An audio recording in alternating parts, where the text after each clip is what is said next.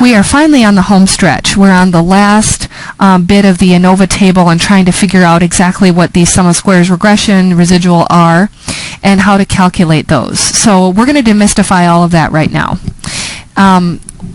What we're really looking for, remember, is that we want to predict the DV above and beyond how we would do if we just guessed the mean of y all the time. For each value of x, we would say the mean of y.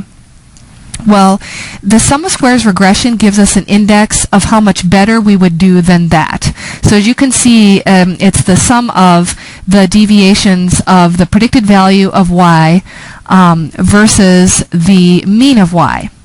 And so if you can imagine, the bigger the deviations are, the better that the formula is doing over and above the mean, as our best guess. So again, these deviations, if we just left them without squaring them, they would sum to 0, so we need to square them. But just keep in mind and memorize all of these formulas, and just know that the SS regression, we want it to be big. Because if you look at the ANOVA table, you just want it to be extremely large, because then we're going to have the DF cut into that, and that's going to be the numerator of our F test, which our F stat we want to be fairly large. All right, so SS regression, we're kind of putting our chips on this, and we want it to be better than the mean. So you want that predicted y to be far away from the mean, because we want to do better than the mean at predicting. So how much better are we doing than the mean, just saying the mean of y for any kind of prediction?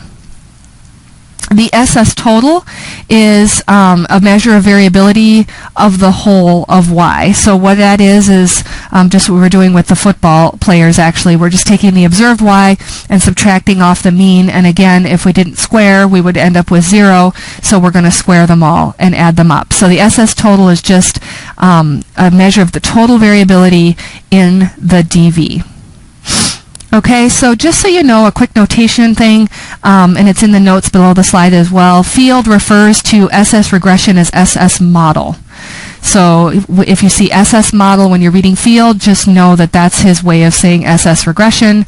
And so don't be confused. Just don't want you to be confused by that.